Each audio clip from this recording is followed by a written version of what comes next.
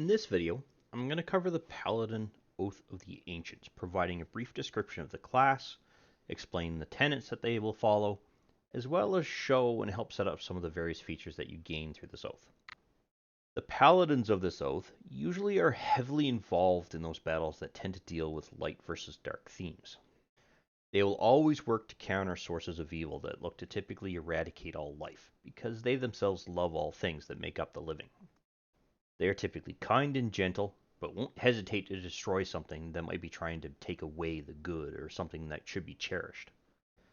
These paladins will work towards defending the lands and all living creatures who happen to live on, in, or above it, providing those creatures are themselves not involved in trying to take it away from something else, beyond what nature typically does. For instance, a paladin of the ancients might be involved in foiling a plot to capture a rare and wondrous creature, or defend a village from a band of raiders who might want to exploit the resources that might reside under the earth or near the village for their own gains. As stated before, this class specialization could be chosen at level 3, and it can either complete or initiate a holy quest depending on the dungeon master. In this particular case, I would generally look at introducing the paladin's holy quest after they have achieved level 3, simply because this kind of paladin is going to be more heavily involved in large-scale battles. As a result, an earlier leveled character, if you will have a bit of an issue trying to deal with those kinds of situations. So I will generally wait until level 5 or level 6 before I push a paladin of this particular caliber, if you will, through a holy quest. At the same time, though, this particular holy quest might also gain this paladin their holy avenger, simply due to the fact that I've made them wait a little bit longer than normal. But enough of that. Let's go through the tenets that this particular class follows. So they will kindle the light, shelter the light, preserve their own light, and essentially be the light. Apparently they like light. But in all seriousness, these are the kinds of people who will fight against despair. If you're down, they'll try to cheer you up. If you're having a bad day, they will try to make it better. That's what kindle the light implies here. In relation to shelter the light, they will do what they can to protect you against something else that might be harming you or trying to harm you in some way, shape, or form. At the same time, they need to guard themselves against losing that love of life. Anyone who typically fails in relation to preserving their own light typically becomes an oathbreaker. And that is key, because if they all of a sudden despair against the loss of light in some way, shape, or form, and don't continue to try to work through that despair but let it take over them, then they've officially broken their oath. They are no longer the fourth tenet. They are no longer being the light, trying to inspire others to fight for things that are right and fight for things that are good, things like that. And that's essentially what it comes down to. Kindling the light leads to sheltering the light, which leads to preserving your own light, thereby becoming the light or the beacon that others can follow as an example. Additionally, this particular character will also gain additional spells. So in the case of the Ancients, a lot of the spells that you're going to see here will typically be those you would find a druid will typically acquire. And with this, these spells, again, will be acquirable, or I shouldn't say acquirable, I should be available to choose in the case you wanted to use them at the levels of this particular set here. So at 3rd level, when your character is at 5th level, when your character is at 9th level, 13th level, and 17th level. And I should state that this is the Paladin's level. So if you have a multi-class character and your character can only go up to level 15 because you have 5 levels in something else and you're already at a character level of 20, you will never be able to acquire these particular spells here. That's what that comes down to.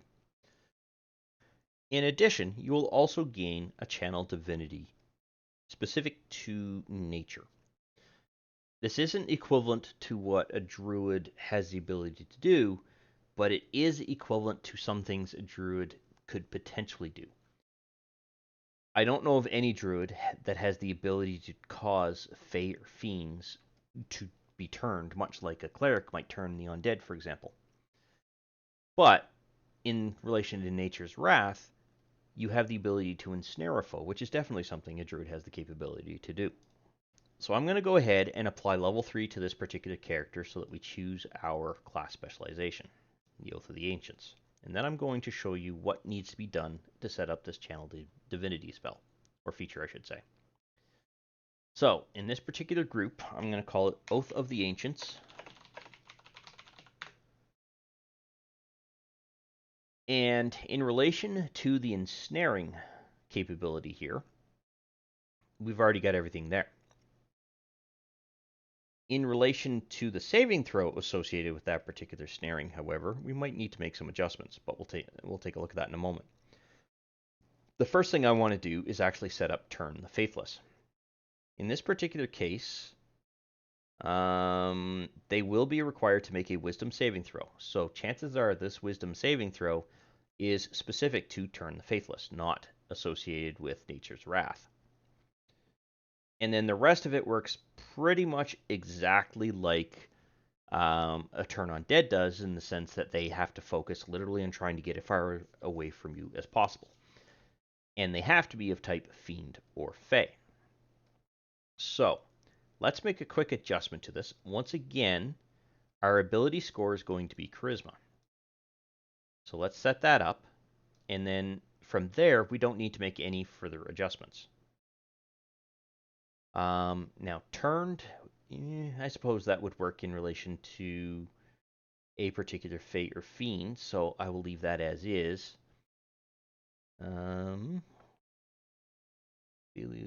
Okay, so here's a nice little bonus I was not aware of. If a creature's true form is concealed by an illusion of some kind, when you have cast this particular spell, that form will become revealed. So theoretically, if you suspect that you're dealing with a Fae or a Fiend who happens to be masking themselves as somebody else, you could potentially cast Turn the Faithless to try to see if it would reveal who they really are. That's an interesting side effect. In relation to Nature's Wrath, a creature must succeed on a Strength or a Dexterity saving throw, its choice apparently, or it will become restrained. So, for the sake of convenience, I'm going to add 2 additional saving throws here. So it'll be a cast action is what we're adding. And I'm simply going to set one up to be a strength check and the other up to be a dexterity check. That way, if the creature has decided they want to make a dexterity saving throw, you click this. If they want to make a strength saving throw, they click this. There's nothing else that we need to do. So we have our wisdom saving throw set up, our strength and dexterity saving throw set up. We have our turned effect and our restrained effect all ready to go. So this spell, or sorry, this feature is now ready to go. And I have no idea why I have spells on my brain. Now the next feature that we are going to gain, called Aura of Warding, will be gained at level 7. And with Aura of Warding, you're giving everyone within 10 feet of you, including yourself, essentially the equivalent of an Eldritch Ward, which will protect against spells. The problem is, Fantasy Grounds doesn't really have an easy way to deal with that without having a little bit of coordination occurring on your part and the Dungeon Master's part. So we still want to add this into our Actions tab. Oath of the Ancients. And what we want to do is add an effect that essentially will resist everything. And it will be Aura of Warding and semicolon. And we want to use capital letters, resist, colon, and then in lowercase all. And it should expire on next action. Either roll or action. I think action should work in this particular case. Roll might also work. But what this will do is you want to have this in place after the Dungeon Master has confirmed it's happening, but before the damage or the effect itself is rolled. So, for example, if there's a saving throw that's being resisted, or if there's damage type being done, you want to be able to have this in place beforehand. So what does that actually mean? Well, in a combat situation, the Dungeon Master is going to say you see a particular or mage casting something, and then you just say, okay, click all of the people in the combat tracker that you want to add this resistance to, and give them that resistance. So give me 1 second, and I will show you what that looks like inside of the combat tracker. Just need to add this particular paladin, which means I need to set up a token here. Give me a second. There be a few. Let's go with this guy for now. All right. Add this there. Set him up. So let's say that. Okay. So let's say the succubus happens to have a turn right now, and you've got this aura of warding already in effect, and everyone's within 10 feet of you. And let's say for some reason this ape's a part of your party. Well, what you'll want to do is you see the succubus trying to cast something.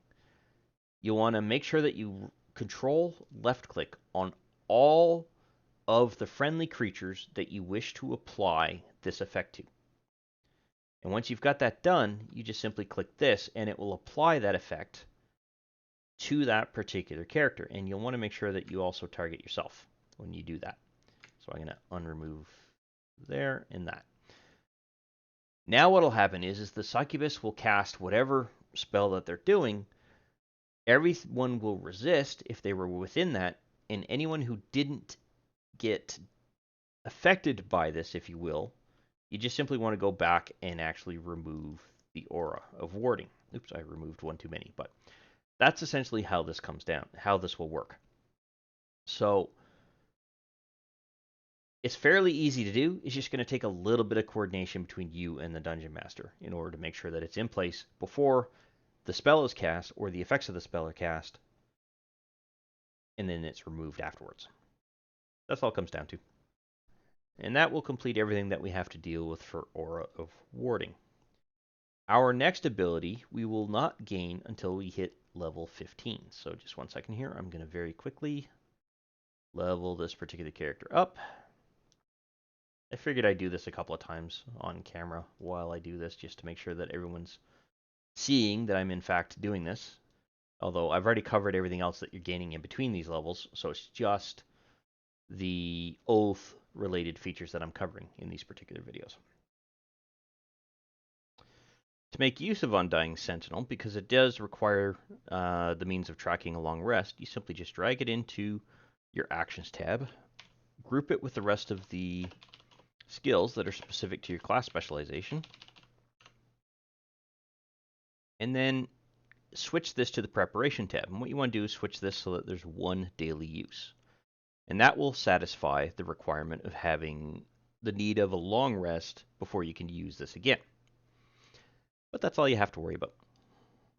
So the last feature that you will gain as a Paladin of the Ancients is called Elder Champion. And with this, you gain a couple of things. You gain the ability to take on some form of aspect of nature, and it's for the most part a cosmetic change. You're not really gaining anything because of it, except for the 3 bullet points that we have listed here that I'll go over in a second. But in their example, for example, your skin might change green or leafy-like. You might have a barkish kind of appearance to your skin. You might acquire the mane of a lion or fur over your body, something to that effect. For 60 seconds while that effect is active, you will regain hit points at the start of your turn, 10 hit points. Whenever you cast a Paladin spell that has a casting time of 1 action, you can use it as a bonus action instead. So for up to 6 rounds, you could cast something that would be classified as an action as a bonus action. Enemy creatures within 10 feet of you have disadvantage on saving throws against your Paladin spells and Channel Divinity options. So essentially, any creature that is within 10 feet of you, if you chose to cast Channel Divinity and turn them, if they happen to be fiends or fae, they would execute their saving throw with disadvantage, because as long as this particular effect was active. So it's a very nice, powerful capability, but it requires you to rest after use. So you'll require the ability to rest later on after the battle in order to be able to regain the use of it, and it would be a long rest in this particular case, not a short rest. So let's go ahead and set this up. Oops.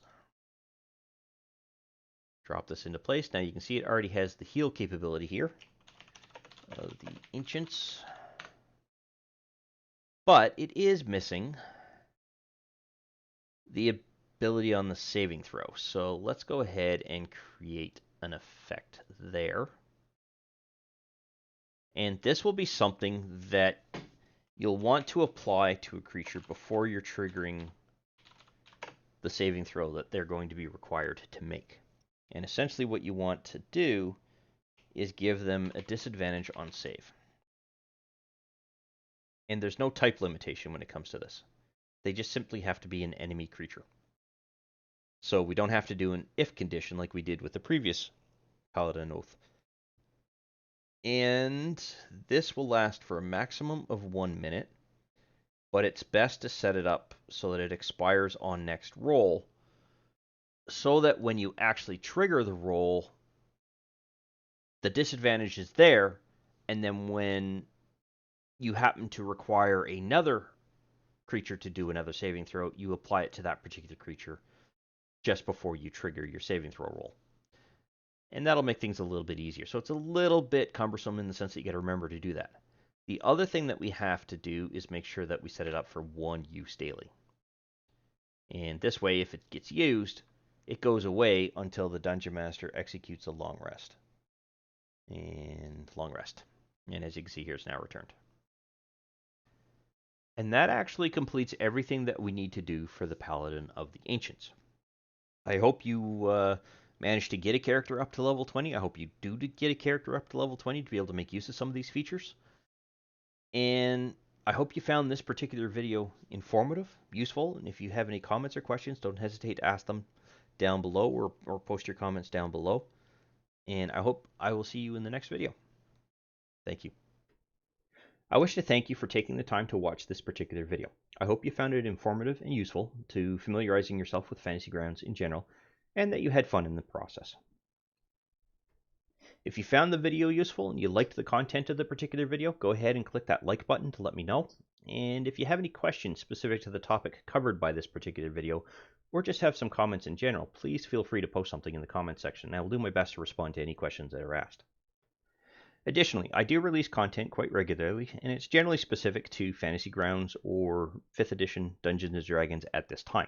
So if you'd like to be notified when new videos come out, go ahead and subscribe and click the notification bell to ensure that notification is sent to you when I release a new video.